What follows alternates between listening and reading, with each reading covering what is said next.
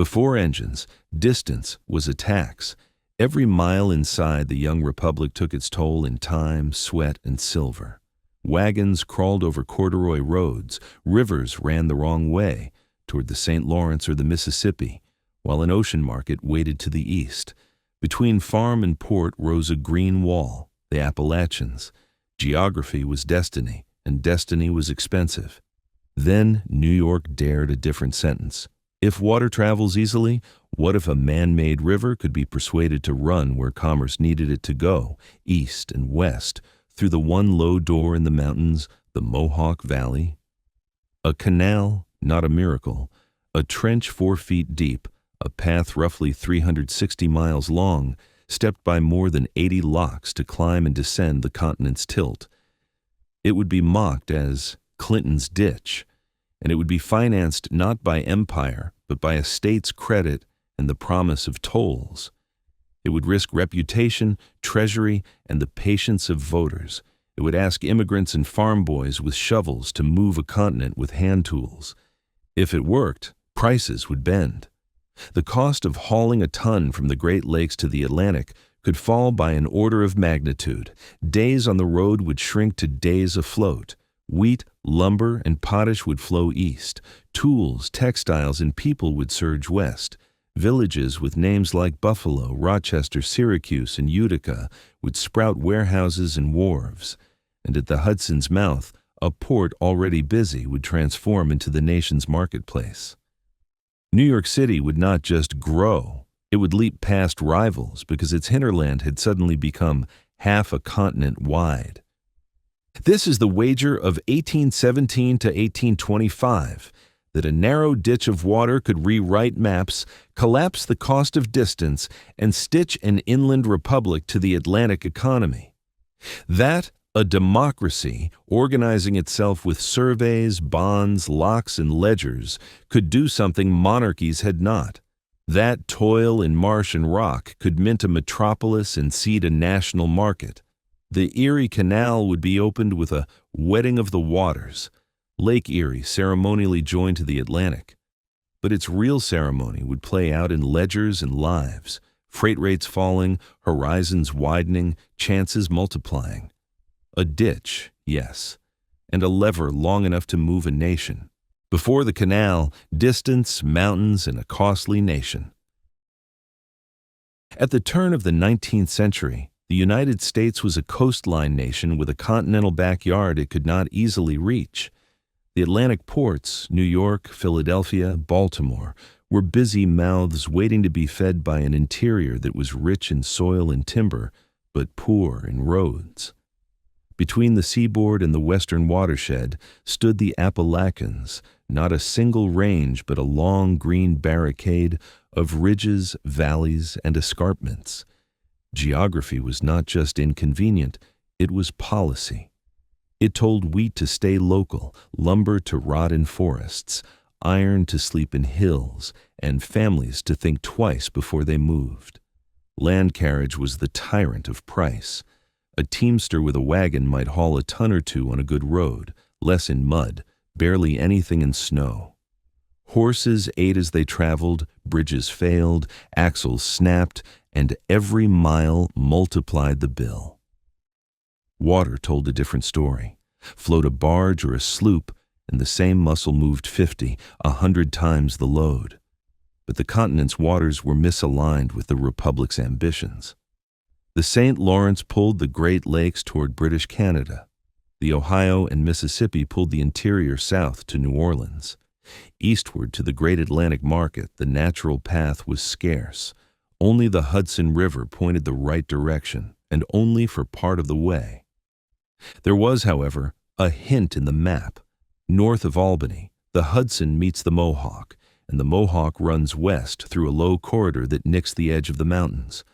The Mohawk Valley was the one door that seemed to invite an east-west river. On paper, the thought was straightforward. If water is the cheapest road, then build a road of water from the Hudson to Lake Erie and bind the interior to the Atlantic. In practice, The thought was audacious. It meant cutting a navigable line across swamps, through rock, over rivers, up and down a continent's slight but stubborn slope. It meant locks, dozens of them, to step boats over changes in elevation. It meant aqueducts to carry a canal over streams and embankments to hold a canal above valleys. It meant training men in measurements and methods most Americans had not yet used at scale. The young nation was also a rivalry of cities. Philadelphia, the first capital and a titan of shipyards and counting houses, had long eyes on the West via turnpikes and river improvements. Baltimore, aggressive and entrepreneurial, thrust roads toward the interior and later would back a great railroad. New York, already favored by the Hudson's tide, believed it could seize the future if it seized the Mohawk. The stakes were not abstract. Whoever captured the inland trade would not just enrich merchants. It would mint wholesalers, millers, shippers, insurers, printers, bankers, a whole ecosystem of middlemen and makers that turns freight into fortunes and villages into cities. Into this contest stepped DeWitt Clinton, a New Yorker with a gift for seeing systems, political, financial, geographic, and tying them together. As a state senator, mayor of New York City, and later governor, Clinton assembled a coalition of surveyors, engineers, legislators, and publicists to give the canal a professional public face. He did not invent the idea. Pamphleteers, frontier traders, and earlier commissioners had sketched versions of it for years. But he made it credible and urgent. He wrote letters and reports in a tone that was at once visionary and practical. A canal was not a utopian scheme. It was a ledger that would balance, a bond that would pay itself, an instrument to translate natural advantages into predictable revenues. There were plenty of doubters. Clinton's ditch, they snorted, a trench to nowhere, a swamp sickness project, a ruinous sinkhole for taxes. Skeptics asked who would dig it, who would keep it from freezing, who would rid it of stumps and stones, who would count the locks and hold the water steady. They warned that the nation was too young for such extravagance, that the Constitution barely mentioned such works, that better roads or modest river clearances would suffice. Some fears were honest, others were local patriotism. Why should New York leap ahead? Rival states backed their own schemes, turnpikes, river cuts, and later canals that might divert freight to Philadelphia or Baltimore instead. Yet events pushed the argument toward boldness. The War of 1812 had shown the vulnerability of coastal shipping under blockade and the fragility of supply to the frontier. Peace returned, and with it a surge of people into western New York and the Old Northwest.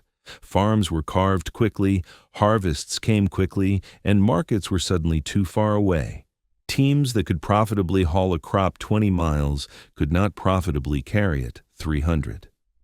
Much of the interior's bounty was turned into denser, more valuable forms, potash, flour, whiskey, just to survive the trip.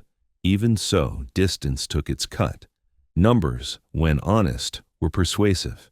Everyone knew water-beat wagons by wide margins, 10-1, 20-1 on cost per ton mile, and days afloat were easier on goods and people than days on jolting roads. If a canal could harness the Mohawk Corridor and ride the plateau to Lake Erie, it would make a farm near Buffalo commercially a neighbor to a counting house on Wall Street. If tolls were set modestly beneath the savings, shippers would stampede to the new route, and the state's bonds could be paid not by taxes, but by commerce itself. The canal would finance its own existence. The geography of the intended line sharpened the case. From tidewater at Albany, you could picture a boat stepping up the Mohawk's Valley, crossing the gentle divide near present-day Rome, and then taking advantage of rivers and lakes that leaned westward, Oneida Lake, the Seneca River country, before finding a way across the Niagara Escarpment to the level of Lake Erie. The Mohawk Gap was not a fantasy. It was a measurable corridor on the ground. Surveyors could set up levels, shoot lines, and report elevations. Their figures gave rhetoric bones. The climb was great, but not impossible. The falls could be tamed by locks. The swamps could be corduroyed and drained. The rock could be blasted and cut. Clinton and the Canal commissioners framed the decision as statesmanship with a spreadsheet. The state would issue bonds, the canal would charge tolls, and the tolls, collected by clerks at waylocks and gates, would amortize the debt and then throw off a surplus for schools and further improvements. They also framed it as identity. Monarchies built roads for armies, a republic could build them for farmers. The canal would not be a royal canal, it would be a people's canal, executed by public officers accountable to voters, audited on the page, and celebrated in parades. Culture helped. Americans of the 1810s were in a mood for internal improvements, a phrase that married pride to practicality. Turnpike companies had already shown that citizens would subscribe shares for better roads. Bridges were being thrown over rivers once thought impassable. Mills multiplied along falls. Newspapers praised enterprise and made heroes of surveyors and millwrights. In that climate, a canal was not an outlier. It was a climax. The difference was scale. This project did not improve a town. It would rearrange a state, then a region, then a nation. Still, politics had to be managed. Rural assemblymen wanted assurances that their districts would benefit, that feeder canals and side cuts would reach their valleys. Citymen wanted proof that New York would not be taxed into decline while upstate grew rich. Clinton parceled out appointments shrewdly, published interim reports, and welcomed public ceremonies that turned each milestone into a community's pride. When the first shovelful of earth was turned at Rome in 1817, it was not merely a groundbreaking. It was a statement that the project belonged to everyone who would lift a spade or pay a toll. Rival cities did not stand idle. Philadelphia backed improvements on the Schuylkill and later a Grand Main Line to try to claw back Western freight. Baltimore looked to the National Road and, soon enough, to rails. But the Mohawks' promise had a head start. New York's plan was not a single leap. It was a stairway. Finish a section, open it to traffic, begin collecting tolls, and use the revenue and confidence to push farther west. Each success made the next appropriation easier. Each lock built made the next lock less mysterious. Skepticism, like a freshet in spring, ran high at first and subsided as the work found its channel. The human stakes were as real as the ledgers. For farmers on the Genesee and beyond, the canal was a chance to turn perishable harvests into cash at city prices. For craftsmen and laborers, it was months of paid work and, later, a living along a new artery of towns and warehouses. For merchants, it was a risk, to stock deeper, to ship further, to speculate on a larger market. For immigrants, it was a pathway inland, a guided river of opportunity with docks, towpaths, and work at every bend. For the state, it was reputation. Fail, and New York would be mocked. Succeed, and New York would define how a republic built. By the time the earth began to move in earnest, the argument had shifted. It was no longer, should there be a canal, but can we do it in a way that is disciplined enough to endure? The design would require standard dimensions, so boats could pass from end to end without refitting, a chain of locks set to a calculated rise and fall, a program of aqueducts where streams crossed the line, and a system of records so precise that waste and graft could be found and fought. Those choices belonged to later chapters of the story. But the foundation, political, geographic, economic, lay here before the first ditch filled with water. Distance was a tax the nation could no longer afford. The Mohawk Valley was the nation's one affordable door.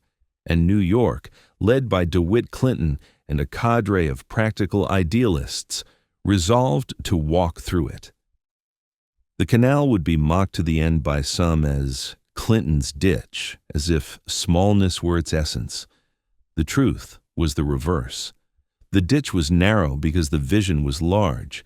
to turn a young republic's obstacle course into a highway, to align rivers with markets, and to let the arithmetic of water rewrite the fortunes of cities. Before the canal, that was still a dream. After it, it would be an address, New York, capital of a widening nation. Designing the impossible, route, locks, finance, politics. First, you have to draw a river that doesn't exist. Surveyors step off the wharves at Albany with levels, staffs, and chains, chasing a line of gentle water west. They are looking for a path that a boat can climb without ever feeling it's climbing. The map helps. The Hudson meets the Mohawk. The Mohawk cuts a low doorway through the mountains, and beyond that doorway spreads a high, almost level tableland, stitched with lakes and sluggish streams. On paper, a canal can ride that table, then find a way up and over the Niagara Escarpment to meet Lake Erie. On the ground, the table isn't level, the streams don't cooperate, and the escarpment is a stone step. The design problem is to turn that unruly landscape into one continuous, predictable prism of water. Standardization is the first act of engineering. The state fixes the canal's rule of thumb dimensions so boats can pass end to end without refitting, a channel roughly 4 feet deep and 40 feet wide. Shallow, yes, but wide enough for a line boat and its team, and locks about 90 feet long to take a standard hull. Count the rise and fall from tidewater to Lake Erie, and you get a staircase of more than 80 locks, together lifting and dropping boats some 171 feet across 360-plus miles. A ditch seems small. The arithmetic is not. ErieCanalway.org. Designing that staircase is less about romance than about inches. You apportion lift to each lock so no single chamber wastes water or strains its gates. You site aqueducts where creeks cross the line, stone-arched troughs that carry the canal over the streams rather than letting the streams ruin the canal. You throw embankments across shallow valleys so the prism holds its level, and you cut through ridges to keep grades mild enough that water behaves like a patient guest, not a fugitive. The Mohawk's broad bends invite you to follow them. The swamps and rock remind you to compromise. Where nature pinches tight, at Little Falls in the east or Lockport in the west, the design stops being theoretical and becomes a duel with geology. Names gather around the drawing board and the line camp. Benjamin Wright, a surveyor with a judge's patience, soon to be called the father of American engineering. James Geddes, whose methodical surveys knit aspiration to ground truth. A rising generation, John Jervis among others, learning by doing because there's nowhere else in America to learn works of this scale.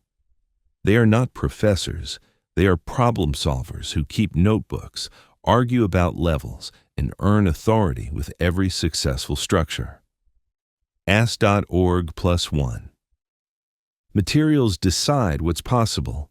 Timber is everywhere, stone is stubborn, and lime mortars melt where water seeps. Then a quiet revolution. A young engineer, canvas white, studies British practice, comes home convinced that a certain upstate limestone will yield hydraulic cement, mortar that sets underwater, and proves it. With hydraulic cement, lock masonry tightens, aqueducts hold, and spillways stand up to freshets. The canal stops being a seasonal experiment and becomes a permanent work. White patents the process in 1820. The recipe spreads up and down the line. Infrastructure is often built on chemistry as much as courage. ASCA.org+1. Route selection never ends. It changes names. Where shall we dig becomes where shall we pay? Politics answers both. The state creates a formal canal organization, commissioners to plan, a canal fund to finance, and assigns to these bodies not just the spade work, but the ledger work. The 1817 Act authorizes a mammoth outlay for the day, about $7 million, to build a 40-foot wide waterway from Albany to Buffalo. Borrowing is capped and staged. Each season's work must justify the next season's bonds. The Canal Fund will be fed not only by future tolls, but by earmarked state revenues, auction duties, and a salt tax, so investors see a cushion behind the promise. The bet is bold but disciplined, debt now, traffic later, with dedicated revenues bridging the years between. NBER +3, NYS Canals +3, Wikisource +3. Money demands measurement. The design embeds accounting into the landscape, waylocks to determine tonnage for tolls, standard boat dimensions to speed clerks' calculations, manifests that list wheat, flour, potash, lumber, furs, machinery, each charged at rates calibrated to the canal's savings over wagon haul.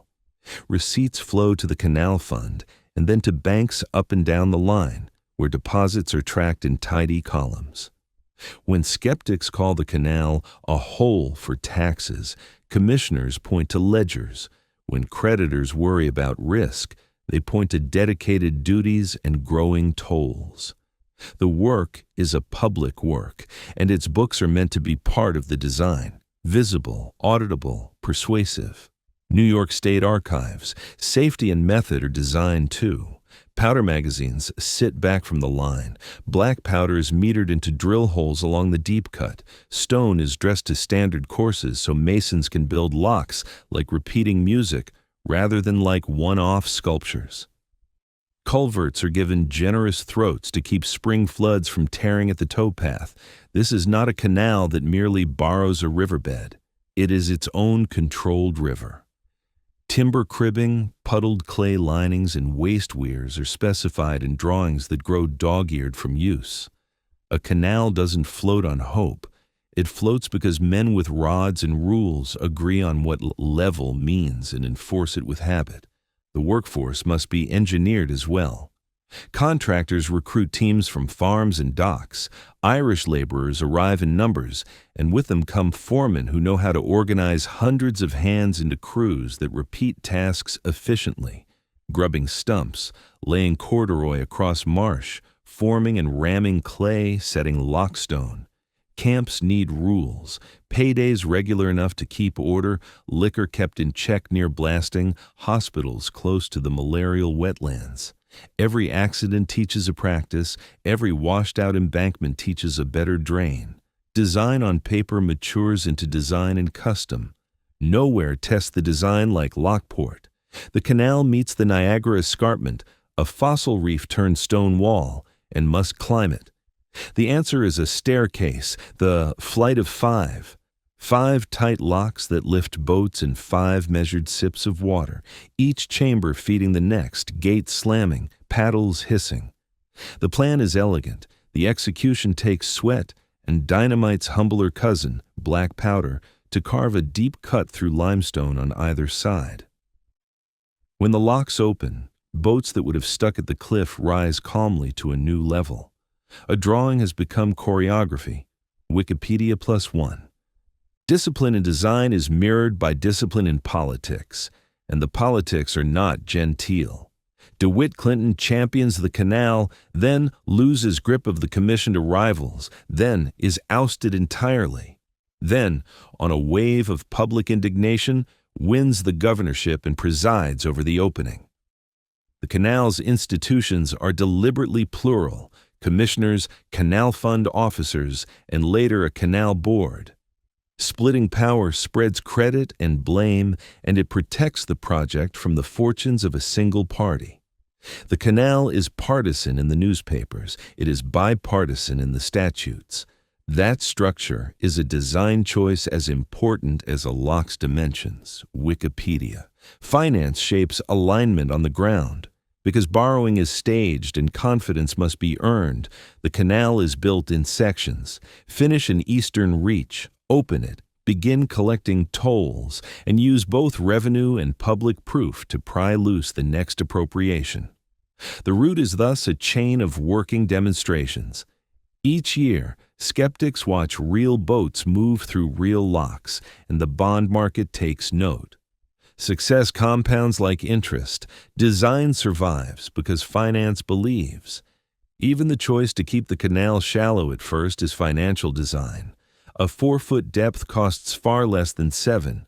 A 90 by 15 lock is cheaper than an ocean gate. If traffic explodes, and the commissioners expect it will, the standard can be enlarged later. In fact, it will be. Deeper prism, wider channel, longer locks.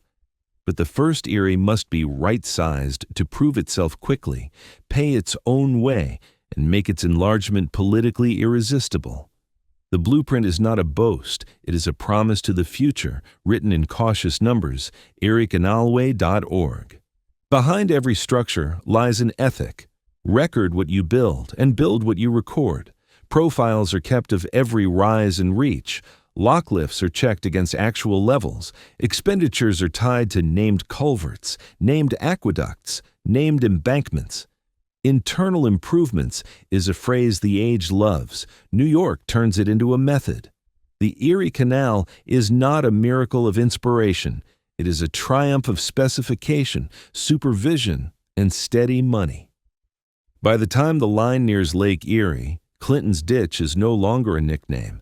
It's a monument to a kind of American statecraft that prefers instruments to speeches. A narrow prism of water, standardized from end to end, locks that cycle like clockwork. Accounts that add up. A route chosen not because it flatters the map, but because it bends cost and time. That is what it means to design the impossible. Make it measurable, make it payable, make it governable, and then make it endure. Digging a continent, marshes, rock, and the flight of 5. First came the marsh that swallowed men. Between the Cayuga and Seneca country stretched a wet wilderness the maps called Montezuma, a quilt of cattails, black water, and islands of mud that pretended to be ground until a horse sank to the withers. The canal line had to cross it. There is no blasting mud, no chiseling it square. The only way across a swamp is to make a road where there isn't one, and then float a canal on a mattress you build yourself. Teams felled tamarack and cedar and laid corduroy causeways to haul in clay. Wheelbarrows slid, boots rotted, tools rusted. Summer raised a steady fog at dawn and dusk, and with the fog came fever and ague. Men learned to work in pairs so one could stay upright while the other shook. Camp doctors bled when they should have rested, dosed when they should have drained. Still the line crept forward, brush and poles first, then layers of clay tamped and puddled, Bentonite's ancestors sealing the water from ground that wanted to drink it. Where the forest was dry, the problem was roots, a nation's worth, the legacy of centuries of trees. A canal bed must be clean or it will leak, so crews became anatomists of stumps. Teams set screw pullers, tripods with iron worms you turned by capstan, biting into oak hearts and heaving them free with the creak of ropes and a curse. Oxen leaned into chains, foremen counted gears, and boys with pikes kept men clear when a stump came loose and exploded backward.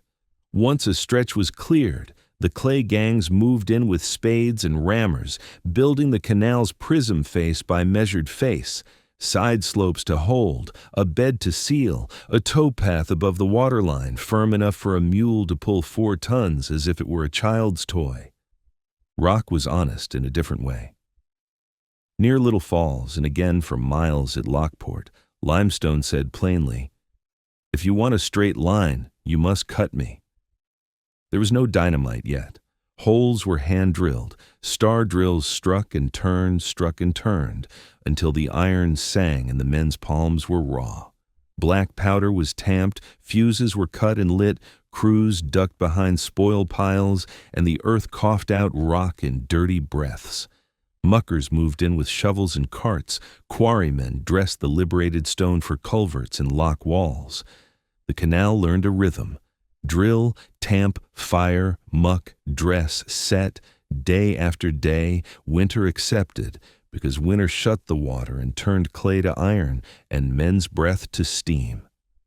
Stone is patient but unforgiving.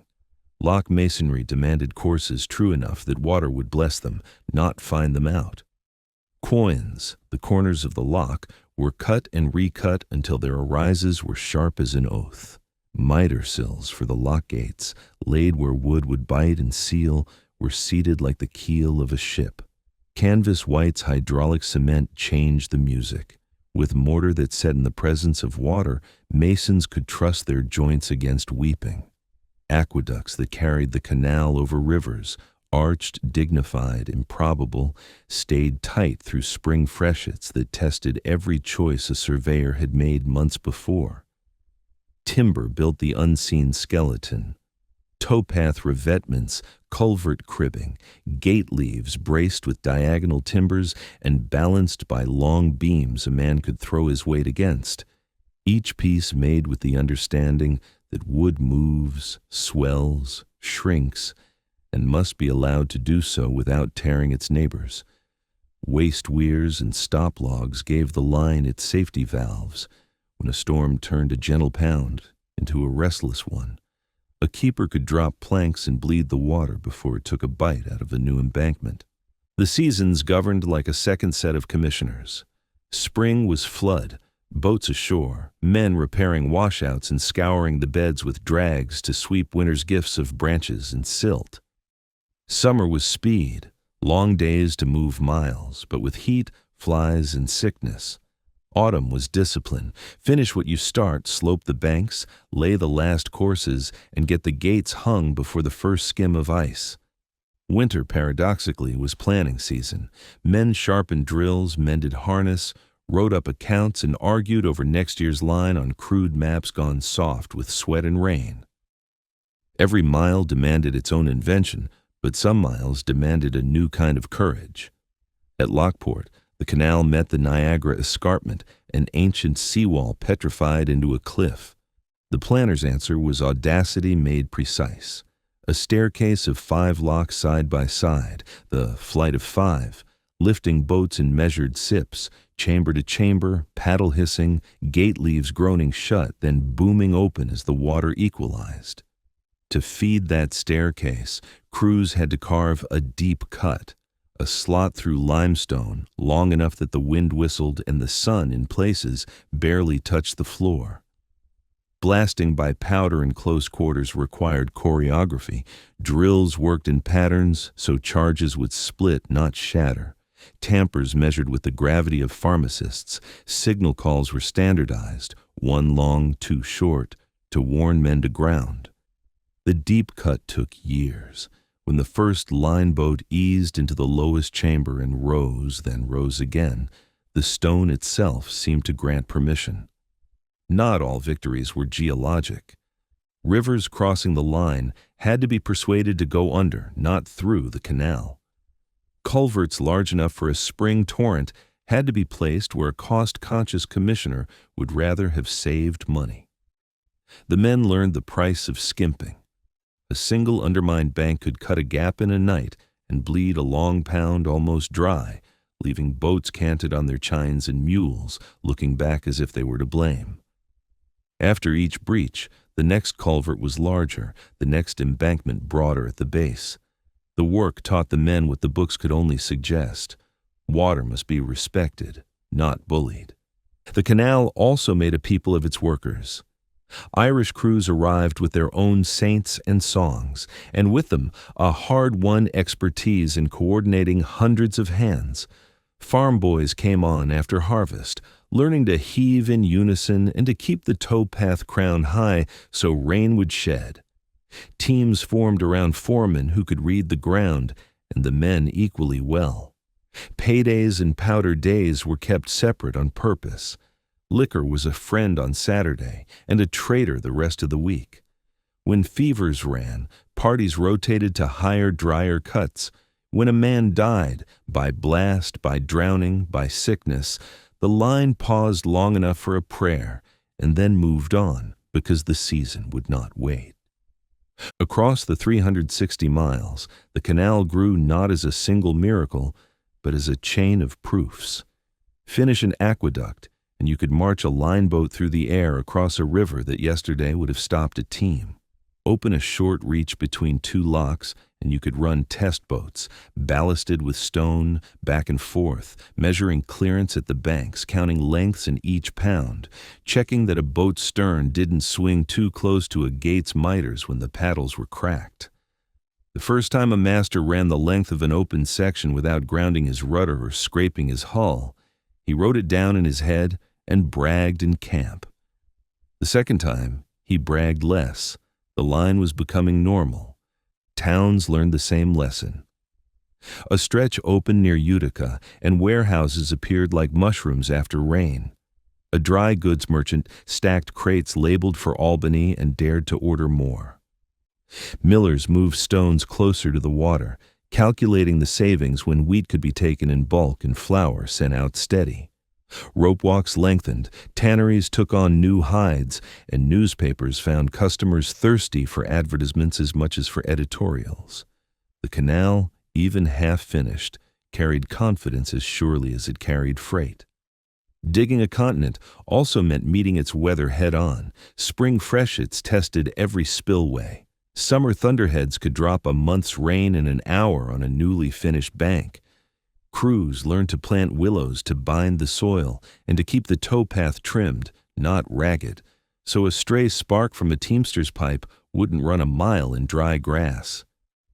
Fire wagons with hooks and buckets became part of the canal's toolkit. So did ice saws in winter.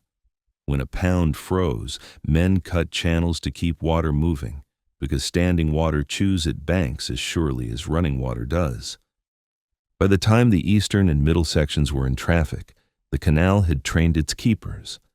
Lock tenders learned to listen for the difference between a gate leaf hanging true and a leaf rubbing its pintles wrong. Waylock clerks learned to judge a boat's freeboard with a glance and then check it with a scale, writing tidy figures that would one day build the argument for enlargement. Mule boys, hoggies, learned to keep a steady line and not let a team pull a boat's bow into a banked curve. Masters learned to haul in gently on the snubbing post rather than let a stern line smoke and fail. None of this would make a poem, but all of it made a system. And then there were the days when the line stitched itself together before the country's eyes. A ceremonial boat would nose into a newly opened pound, flags at its stern, a brass band catching its breath. Farmers and children lined the towpath, hats in hands, as the lock tender swung his balance beam and water sighed into the chamber. The boat rose, gates opened, mules leaned, and a cheer went up not for a person, but for a thing made well. In that sound lay the canal's quiet boast, that thousands of small right decisions multiplied over years could add up to a change in the fate of places. Stitching the line felt like turning a map from theory to touch. A man could stand on an embankment near a mill race that yesterday was a stream and today was a level road of water as deliberate as a street. He could watch a boat step up the flight of 5 at Lockport, each lock taking its share of the lift like a workmate, and know that beyond the last gate lay a long, level glide toward a freshwater sea. He could look east and imagine that glide continuing down the Mohawk to Tidewater, and from there to a harbor whose masts were already a forest. He could feel, in his boots and in his chest, that the ditch was no longer an argument. It was a fact. And facts have a way of pulling other facts into their orbit. Warehouses, mills, timetables, prices that finally told farmers the truth. You were no longer far away. When the last rock was cleared from the deep cut and the last puddled clay tamped smooth in the marsh, the canal had done more than conquer obstacles.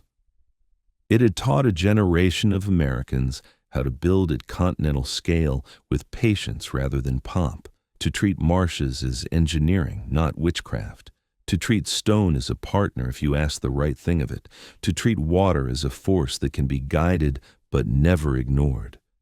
The ditch became a line, the line became a habit, and the habit of measuring, planning, maintaining became a culture that would carry the Erie Canal from first opening to enlargement and beyond. The continent had not moved, the men had, and with them, the nation, the opening the floodgates, the wetting of the waters, and the price collapse. Late October 1825.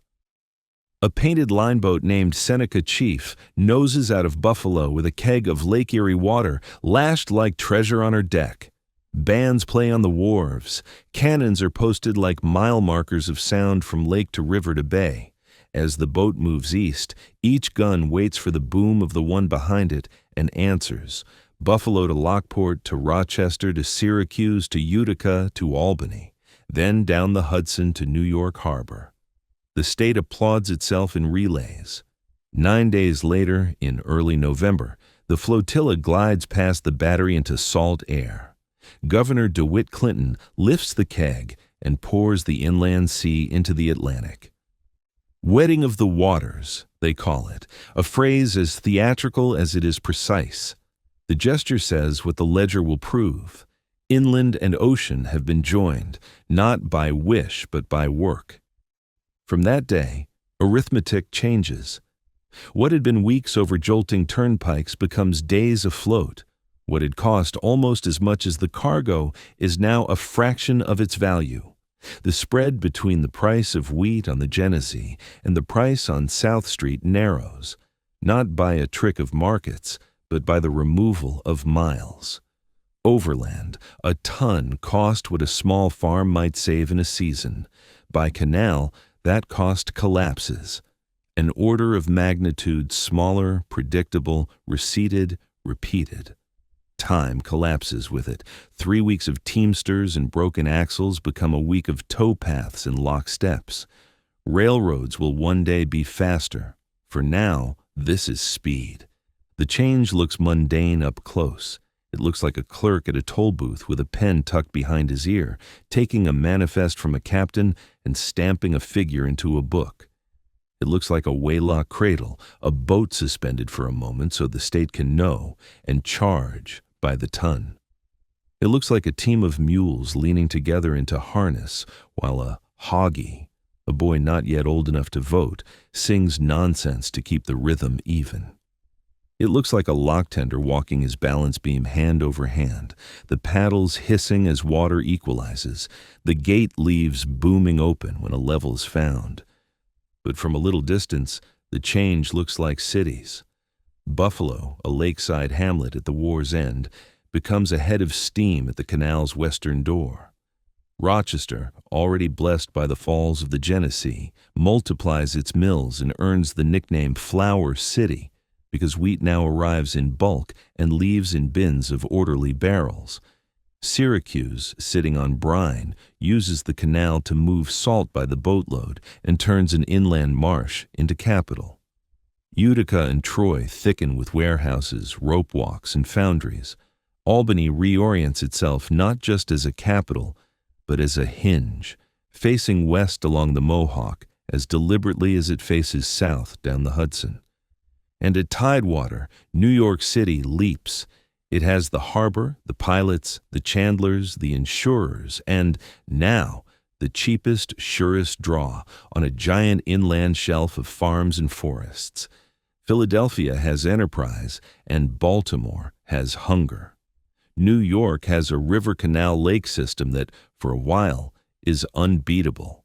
Ships that set their clocks by the new packet lines on the Atlantic can now set their calendars by canal schedules inland.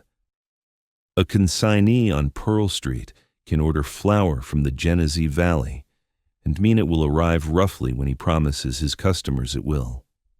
Reliability itself becomes a resource. The canal doesn't pick winners by diktat, it changes the rules everyone must play by. Before, a farmer sold what he could haul. The perishables rotted, the bulky were turned into something denser, whiskey, potash, just to make the trip worthwhile. After, you can ship wheat as wheat, lumber as lumber, iron as iron. Grading and inspection make sense when markets are connected. Standards emerge because buyers can finally compare like with like. Prices begin to move together across distance. That is not magic, it is plumbing. The manifests tell the story in two directions: eastbound, wheat and flour, barrels of salted pork and beef, potash, lumber squared and rafted, leather, furs, copper and iron, wool, hides, pearl ash, ash-salted butter and cool months. Westbound, nails, tools, stoves, textiles, books, glass, rum, molasses, crockery, printing presses, and people. Families who buy berths in packet boats and ride out at a steady 4 miles an hour past fields and mills, waving at lock tenders who know their faces by the third day. It is not fast, but it is civilized. Cabins with benches by day and bunks by night, hot meals served at long tables, stories traded, news carried in voices in newspapers. Every cheapened mile works like found money. A Genesee farmer who once accepted a low farm gate price because the road ate the rest now keeps more of the New York price and invests the difference. A second plow, a bigger barn, a hired hand, an extra acre put into wheat rather than subsistence corn. Mills close to the waterline expand and add bolting cloths. Cooperatives thrive. Tanneries take on new hides because leather can find a market before it spoils. Capital pools in places the canal touches first, and then it radiates outward along feeders and branch canals. The Erie is not a line, it is an influence. The state's books answer the last skeptics. Tolls pour in, small sums collected many times all season long, until the canal fund is no longer a promise but a reservoir. Bonds that critics called reckless begin to retire. Surpluses appear, and with them new public works, laterals to reach valleys that had demanded their share, improvements to harbors, money for schools. The canal does not merely move goods, it manufactures confidence. When you can print a toll schedule and keep to it, you can also print a bond circular and keep to that. The price collapse is not only about freight, it is also about risk. Before the canal, merchants padded their prices because journeys were adventures. A bridge out here, a swollen creek there, a streak of bad weather that turned a decent road into porridge. After the canal, the variance falls. A canal pound in summer is almost a laboratory. Controlled depth, controlled current, controlled access. The lock is a regulator in both senses. It regulates water, and it regulates behavior. You queue, you pay, you pass, and the same will happen tomorrow. People move on price, too. Tickets for packet boats are cheap enough that an artisan can afford to try his luck upriver. Immigrants arriving at the piers no longer end their journey in the wards near the docks. They are hustled to canal packets and sent inland, where labor is needed and land is cheaper. Towns along the line become way stations for ambition. A boy who mucks a lock this year might be a clerk next year and a partner the year after, because the canal throws off not just freight, but paperwork. Contracts, receipts, advances, insurance, work for hands that can write as well as they can lift. The wedding had a shadow, and the young republic knew it even as it celebrated. The canal's success meant more trees felled, more wetlands drained, more banks cut. It meant fever in the marshes until drainage and frost did their work. It meant accidents, capsized boats, crushed fingers, blasted stone, now multiplied by traffic. It meant that the savings of distance could tempt men into speculation they did not fully understand. But the account still balanced decisively on the side of gain, and everyone could see it. Prices that once punished remoteness now rewarded production. Why, finally, did New York City outrun its rivals? Because the canal married two things no other port could claim together at that scale: a deep, protected harbor tied by regular ocean packets to the world, and a cheap, reliable freshwater highway tied by locks to an interior that was growing as fast as any on Earth. Philadelphia improved its rivers brilliantly. Baltimore backed the boldest railroad of the age. New York got there first with the cheapest route, and then used the head start ruthlessly. Warehouses rising in blocks, auction houses turning cargo into cash, insurance firms spreading risk, banks discounting notes at rates that pulled trade their way. Once gravity tilted commerce toward the Hudson, it was hard to tilt it back. In the first seasons after opening, observers kept trying to find the metaphor that fit. Some chose marriage, waters joined, fortunes joined. Some chose anatomy. The canal is an artery throbbing with the nation's new pulse. Some preferred accounting. The canal is a balance sheet written in earth and water, assets enlarged, liabilities managed. The truth was simpler and grander. The Erie Canal took a landscape that had been a tax and turned it into a dividend. It took time that had been waste and turned it into inventory. It took distance that had been a sentence and turned it into a choice.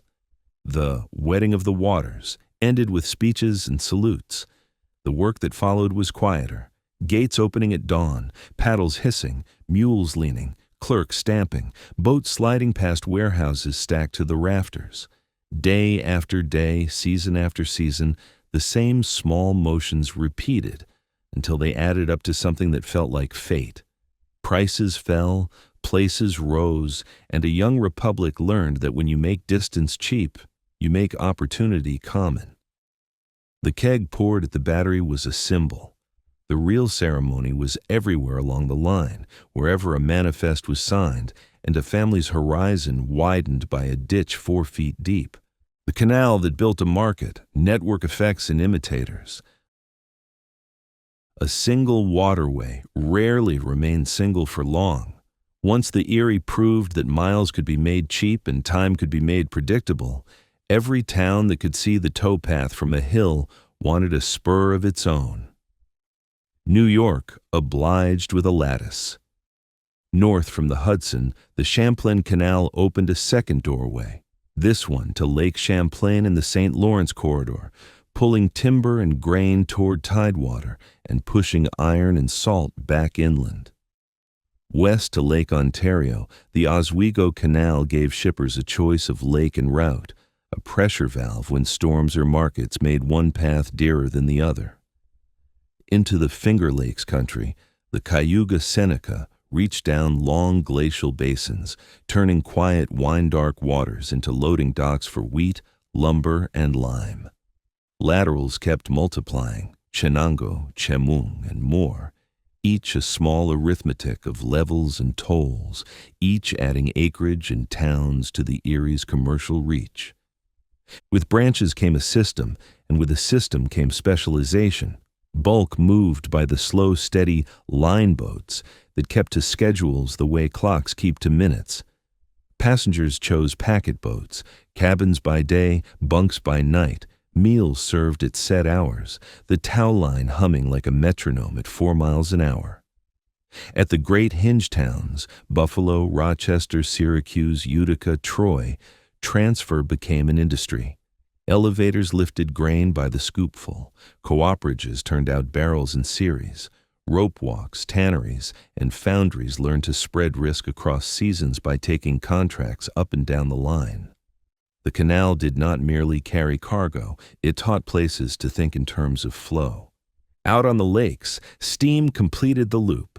Schooners had long stitched Erie and Ontario. Now paddle wheelers and soon propeller-driven steamers kept time with the canal's calendar, feeding Buffalo with wheat and boards and taking back stoves, textiles, and people. The combination was decisive. Lake vessels as trunk lines, the canal as the sorter and feeder, and the Hudson as the escalator to the sea. The corridor that ran from the Great Lakes through the Mohawk Gap to New York Harbor behaved like a single machine with belts and gears that meshed. When weather slowed one belt, another took up the slack. When a harvest surged, extra hulls were hired rather than extra teams of horses. Reliability became culture. The state learned that a canal is not an object, it is a discipline. Spring meant sounding depths and repairing winter's heave. Summer meant dredging shoals, sodding banks, training tenders, and enforcing rules that turned towpath chaos into a protocol. starboard to starboard passing, snubbing posts used properly, paddles cracked open by inches, not impulse. Autumn meant hustling the last harvest east before ice closed the line. Winter meant overhaul. Gates off their pintles and plain tight, lock masonry repointed with hydraulic cement, culverts widened where freshets had slurred edges, dredges refitted. The keepers of the Erie wrote reports with a craftsman's pride. They measured performance in tonnage and in the absence of surprises. Growth tested the first design. 4 feet of depth, 15 feet of lock width, 90 feet of chamber length, good enough to prove the thesis, not enough to meet demand forever. The solution was not a speech. It was a spade. The first enlargement deepened the prism, widened banks, lengthened locks, strengthened aqueducts. Where a lock had taken 1 boat, it now took 2. Where a pound had once felt crowded at harvest, it now felt elastic. Enlargement was not vanity. It was the cost of success, paid from tolls that had been promised for just such a moment. The canal began to look less like an experiment and more like an institution. Imitation was the sincerest form of confidence. Ohio watching New York mint a port from a ditch, cut the Ohio and Erie from the Cuyahoga to the Muskingum, and on to the Ohio River, binding lake to river and making Cleveland and Akron more than names on a map. The Miami and Erie linked Cincinnati to Toledo, turning cornfields into cash. Pennsylvania answered with ambition of its own, a main line of canals and a mountain portage railroad that carried Philadelphia's hopes in sections over the Alleghenies. Maryland and the capital staked pride on the Chesapeake in Ohio. North of the line, the Welland Canal learned to step ships around Niagara's cliff, finding a different solution to the same old wall. Each project had its own geology and its own politics. All borrowed an idea: move bulk by cheap water and use tolls to make the math honest. The Erie remained the measuring stick because it connected to the market that set prices. New York's harbor, deep, protected, and wired to world shipping, gave inland produce a bid and an audience. Grain that once fetched local money now fetched Atlantic money. That difference created habits. A farmer sowed more wheat because he could sell it at a price that made sense after freight. A mill added bolting cloths because quality mattered once buyers could compare flour from 2 valleys on the same wharf. Inspectors became as important as coopers. Papers printed commodity tables next to editorials. The canal translated distance into information. People rode the translation. Immigrants stepped off ships, slept a night or 2 in the wards near the docks, then were pointed north to packet offices where a few dollars bought a ticket to opportunity. Irish hands that dug the canal now rode it to farms and towns that needed labor. Germans followed, carrying trades and tools and hymnals. Families moved without cutting themselves off from news. Packets carried newspapers and letters as reliably as they carried passengers. Ideas traveled along the towpath. Reform movements, revival meetings, cheap books, new machines, and the arguments that accompany them. The canal corridor became a classroom with moving walls and a printing press in every sizable town. Railroads arrived not as assassins, but as colleagues. The first short line over the Mohawk Gap shaved hours from passenger trips and carried high-value freight that disliked waiting at locks. For years, the canal remained the better bargain for bulk. Grain, timber, lumber, iron, the dense and the durable, stayed on water because water still won on cost per ton-mile and on softness of ride. Rail learned the urgent and the perishable. Canal kept the heavy and the patient. Shippers learned to treat the modes like instruments in an orchestra rather than like enemies. Only later, as steel, brakes, and capital matured, did rail begin to eat into the Erie's middle. In the meantime, railheads often ended at canal basins, and the two shook hands daily. Network effects showed up in behavior as much as in maps. Merchants synchronized buying with known flows, wheat in late summer, flour through winter, timber when river drives came down to the lakes. Bankers discounted notes at rates that reflected known transit times. Insurers adjusted premiums to the canal calendar. A boat properly registered and inspected paid less. Even culture found a timing. Fairs and expositions sprang up at canal towns on schedules that matched traffic peaks. When the water ran low, so did the crowds. Toll policy proved to be a steering wheel. Charge by weight and you reward packing and standardization. Charge different rates for raw and finished goods and you nudge where value is added. The canal fund's steady surpluses, built from millions of small charges rather than a few grand levies, paid down bonds and financed schools, roads, and harbor works without constant pleas to taxpayers. New York discovered a durable political lesson. When infrastructure is run as a public utility with transparent rules and audited books, it earns the right to grow. As the system matured, the Erie's intangible cargo mattered as much as its tangible. It carried price signals that told farmers what to plant. It carried reputations for mills and brands. It carried trust. When a consignee on Pearl Street wrote a contract promising flour in a given week, he did so with confidence grounded in lock schedules and towpath rules, not in hope. That confidence multiplied into habits, standing orders, seasonal loans, routine insurance that are the scaffolding of a market. The canal, in short, taught a young economy to behave like an old, reliable one. The environmental and human costs were part of the ledger, and the ledger was read aloud. Wetlands were drained, trees fell, fevers raked camps until drainage and frost tamed the worst swamps. Accidents rose with traffic, and every accident produced a rule. Stronger railings on aqueducts, better lights at lockheads, stricter powder magazines, towpaths kept clear of brush that could snag a line and flip a boat. Maintenance was not charity for a public work. It was its operating system.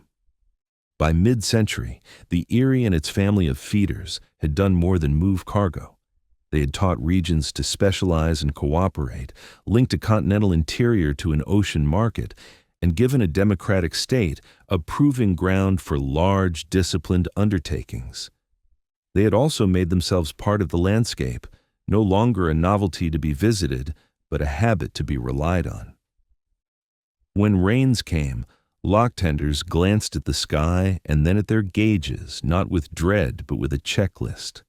When harvests swelled, clerks sharpened pencils and opened extra ledgers. The canal had ceased to be news. It had become infrastructure. Imitators kept building until the map of the Northeast and Midwest looked like a board engraved with threads of water and iron. Some canals would be outcompeted by rail. Some would survive as parts of larger systems, and one, Erie, would be enlarged again, reborn in the 20th century as the barge canal to meet steel barges and diesel towboats. But the essential lesson had already circulated with every boat that cleared a lock. Connect geographies with discipline, price the service fairly, and the market will organize itself across your line.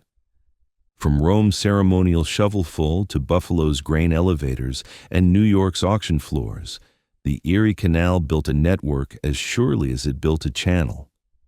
It made neighbors of places that shared neither county nor climate. It taught a republic that distance can be rewritten if you keep your levels true, your books clean, and your promises plain. The imitators learned it, the rivals respected it, the markets embodied it, and the nation, wider, faster, richer, traveled it. Finale, a narrow ditch, a wide nation. It began as a wager against geography, that a republic with more nerve than money could cut a shallow line of water through marsh and rock, and in doing so, cut a deeper channel through price and time. The Erie Canal proved the proposition. It took a continent that had been arranged by rivers that ran the wrong way, and rearranged it by rule, lock, ledger, and habit. From the first shovel at Rome to the wetting of the waters at the Battery, The ditch did what speeches couldn't. It turned distance into a number ordinary people could afford. What, in the end, did the canal carry? Wheat and flour, boards and barrels, iron and hides, yes, but also convergence. Prices that once wandered town to town began to agree. A farmer near Buffalo could read the New York papers and see himself in the columns. It carried reliability. A consignee on Pearl Street could promise delivery and keep his promise because a lock tender upriver kept to his own. It carried mobility. Immigrants who had bent their backs on the towpath rode west in packet cabins, then stepped off into towns that understood schedules and credit. It carried discipline. Standard boats, standard gates, standard accounts, systems that taught a young economy to behave like an old one. The winners were visible from the towpath. Buffalo hardened from a lakeside outpost into a hinge, where grain came down in lake vessels and went out in canal boats and, later, rail cars. Rochester's mills shook flour into barrels by the tens of thousands and sent them to sea. Syracuse extracted salt from brine and turned marsh into payroll. Utica, Troy, Albany stitched administration to industry. And at the end of the line, New York City made itself a habit the world could not break. A deep harbor connected to a cheap inland highway, with auctions, insurers, ship chandlers, bankers, and printers working in counterpoint. Rival ports built bravely. New York got there first with the right corridor, and then used the head start relentlessly. The ledger was honest about costs. Forests fell. Wetlands were drained. Fever ran until drainage and frost won out. Men were hurt by powder and stone and water's indifference. The canal bound more land to markets, and markets, being markets, tugged hard. Yet the public balance closed on the side of gain, and it closed in a public way. Tolls retiring bonds, surpluses financing schools and laterals, annual reports written in a plain hand for anyone to read. The Erie Canal was not a monument to daring alone. It was a monument to maintenance, to the dull excellence of gauges checked at dawn, gates rehung each winter, banks sodded before a freshet cut them. Railroads came on fast and brilliant, and in time they would take the urgent and then much of the heavy. But for decades, the canal and the rails worked like instruments in an orchestra. Water carrying bulk at the lowest cost per ton mile, iron carrying speed and season. Even as rail supremacy grew, New York doubled down on the lesson the ditch had taught: keep the corridor alive. The 19th century prism was deepened and widened. In the 20th, the Erie was reborn as the barge canal. Locks longer and steel stronger, tugboats where mules had walked, the same Mohawk doorway serving a new age. The line that once floated hoggies and line boats now floated barges and diesel, still translating geography into arithmetic. The deeper legacy was cultural. The canal made planning respectable, measurement routine, transparency normal. It trained a cadre of practical engineers and clerks who would go on to build and run railroads, waterworks, ports, and later the quiet miracles of modern logistics: grain elevators timed to ship's drafts, timetables married to ledgers, containers stacked to schedules printed months in advance. It gave the public a taste for large works done in the open, with results that could be felt in pockets and seen in towns. A narrow ditch did not make America rich by itself, but it taught the method by which a democracy becomes wealthy without ceasing to be a democracy. Risk capital on shared infrastructure, standardize ruthlessly so strangers can cooperate, charge fairly and publish the books, maintain what you build, enlarge when success demands it. The Erie Canal took a young nation's obstacle course and turned it into a highway, then into a habit, then into a system. It minted a metropolis, yes, but more than that, it minted chances, so numerous and predictable that they could be taken for granted. Stand on an old towpath today and you can still hear the cadence, gates booming, paddles hissing, a line creaking taut. That sound is the sound of a promise kept. That distance, once a tax, can be made a dividend when citizens act together at scale. From ditch to barge canal to the quiet clockwork of modern freight, the same lesson endures. Measure well, build plainly, keep faith with the maintenance. Do that, and a 4-foot seam of water can widen a nation.